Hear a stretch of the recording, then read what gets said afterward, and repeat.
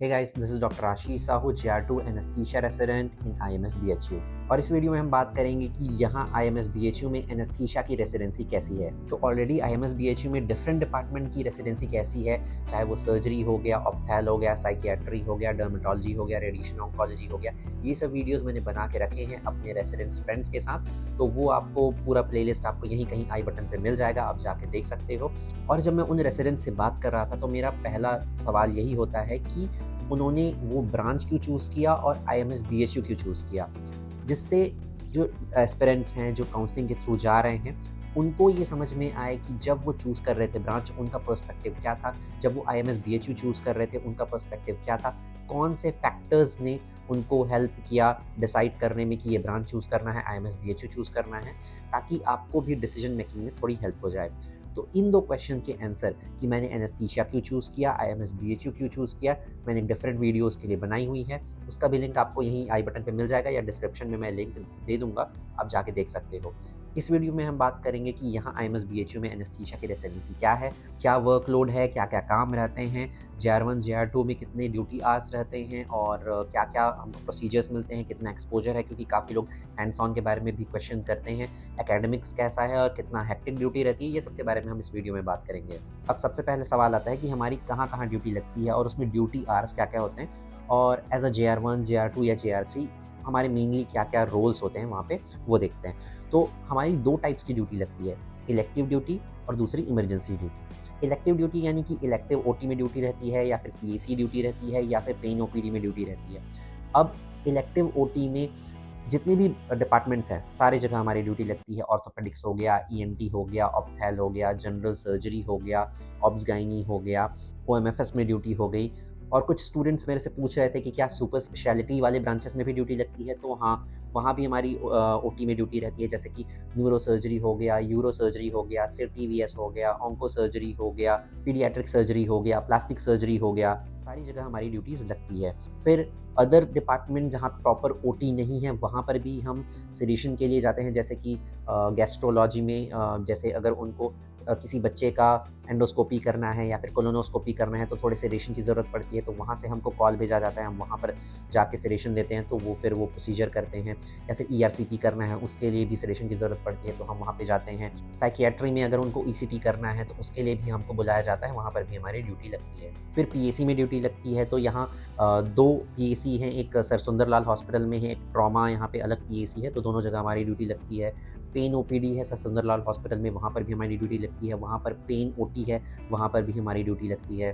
फिर यहाँ पे ड्यूटी आवर्स क्या होते हैं, तो ऑफिशियल जो टाइम है वो 9 to 5 का है और ये ऊपर-नीचे होता है, जैसे कि ऑर्थोपेडिक हो गया, जनरल सर्जरी हो गया, तो यूजुअली वो ज़्यादा केसेस पोस्ट करते हैं OT के लिए, तो उसमें 5 बज ही जाते हैं और कभी-कभी उससे भी ज़्यादा एक्सटेंड हो जाता है। और जैसे प्लास्टिक सर्जरी हो गया, ऐसे कुछ-कुछ डिपार्टमेंट्स हैं जहाँ पे वो कम केसेस कंपैरेटिवली पोस्ट करते हैं, तो थोड़ा-सा जल्दी हम छूट जाते हैं, जैसे 4 बजे छूट जाते हैं, कभी-कभी 3 बजे भी छूट जाते हैं। उसके बाद ये तो हो गया OT की टाइमिंग। उसके बाद जब हम OT में रहते हैं तो हमको नेक्स्ट डे की OT लिस्ट मिल जाती है कि इतने केसेस पोस्टेड हैं नेक्स्ट डे की सर्जरी के लिए। तो फिर हम जाते हैं वार्ड्स में OT के बाद और फिर जो पेशेंट्स हैं जिनका OT लिस्ट में नाम है, उनका एग्ज़ामिनेशन करते हैं, जो नेसेसरी टेस्ट हैं जो पहले प्री एनेस्थेटिक चेकअप हुआ है, वो सब देखते हैं और फिर प्री मेडिकेशंस देते हैं और उसके बाद फिर इसमें करीब 6 बज जाते हैं, 7 बज जाते हैं, कभी-कभी 8 बज जाते हैं। ये भी डिपेंड करता है कि वो नेक्स्ट डे कितने केसेस पोस्ट कर रहे हैं, इस तरह से। जैसे कि उन्होंने कम केस पोस्ट किए हैं अगले दिन तो आप जल्दी छूट जाएँगे, ज़्यादा केस पोस्ट किए हैं तो फिर टाइम लगेगा। और इस इलेक्टिव ड्यूटी में नाइट ड्यूटी नहीं रहती है और जितने भी गवर्नमेंट हॉलिडे रहते हैं यानी कि हॉस्पिटल वाले हॉलिडेज़ रहते हैं और संडेज़ रहते हैं, उसमें हमको छुट्टी भी मिलती है। ये तो हो गया इलेक्टिव ड्यूटी के बारे में। अब बात करते हैं इमरजेंसी ड्यूटीज़ के बारे में। तो इमरजेंसी ड्यूटीज़ भी हमारी 2 टाइप की रहती है। एक होती है इमरजेंसी OT में ड्यूटी लगती है और दूसरा हम ICU को भी एक तरह से इमरजेंसी ड्यूटी में काउंट करते हैं। अब जो इमरजेंसी OT है वो सर सुंदरलाल हॉस्पिटल में अलग इमरजेंसी OT है, ट्रॉमा सेंटर में अलग इमरजेंसी OT है।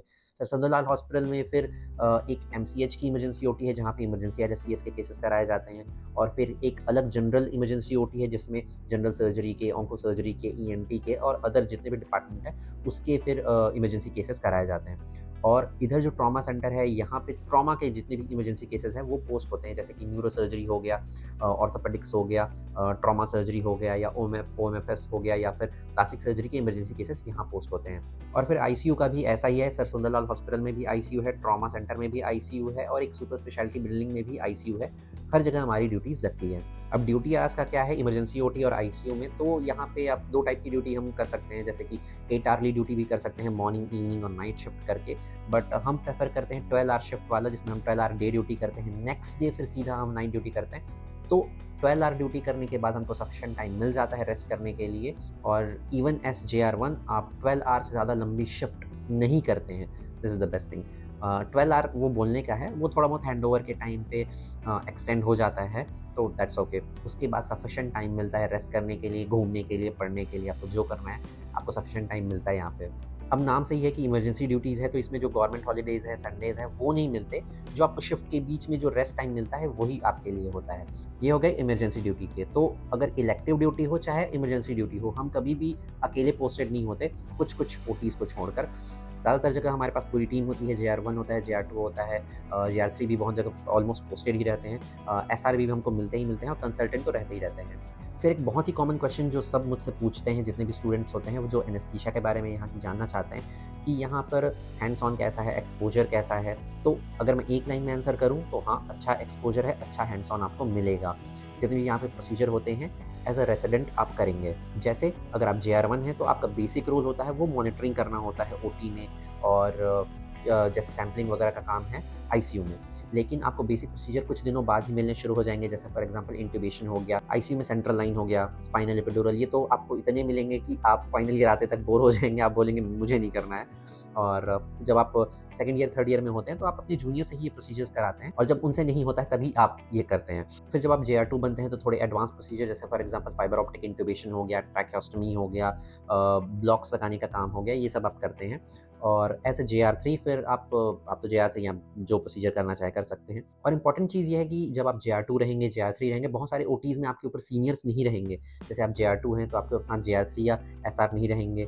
ऑब्वियसली कंसल्टेंट्स रहेंगे, बट वहाँ पर आप इंडिपेंडेंटली केसेस मैनेज करते हैं तो आपका कॉन्फिडेंस इंक्रीज़ होता है, तो वहाँ पर आपको फ्री हैंड्स मिलता है। तो ये यहाँ की बहुत अच्छी बात है। और क्योंकि मैं सारे प्रोसीजर्स का नाम नहीं ले सकता हूँ यहाँ पर, तो अगर आपको जानना है कि क्या-क्या प्रोसीजर्स होते हैं, तो आपको आई बटन पे यहाँ पे लिंक मिल जाएगा मेरी प्लेलिस्ट का, वीकली व्लॉग्स वाली। वहाँ पर आप जाएँगे तो आपको बीच-बीच में दिख जाएगा कि हम क्या-क्या प्रोसीजर कर रहे हैं, डिटेल्स में आपको पता चल जाएगा। फिर नेक्स्ट क्वेश्चन रहता है कि यहाँ का एकेडमिक्स कैसा है? तो एकेडमिक्स अच्छा है।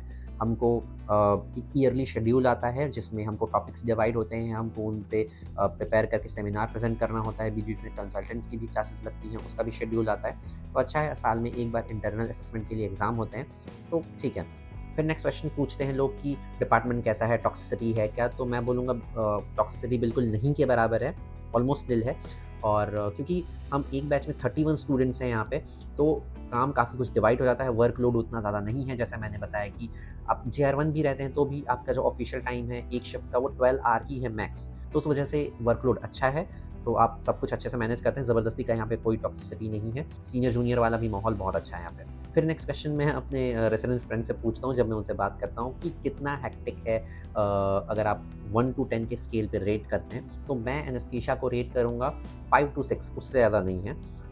इतना ही हेक्टिक है, जो कि आप ईज़िली मैनेज कर सकते हो।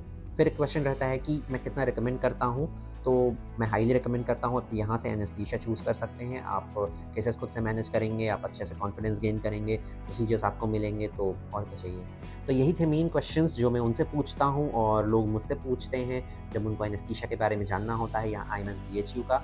तो अगर आपके पास और कोई क्वेश्चन है तो आप कमेंट में ज़रूर पूछें, मैं उनका रिप्लाई करने की कोशिश करूँगा।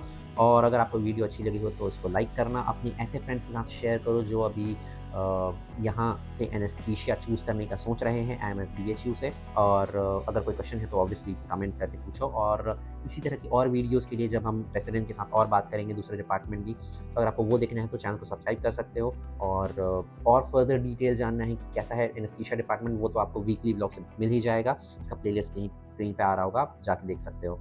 तो इस वीडियो में इतना ही, मिलते हैं अगले वीडियो में।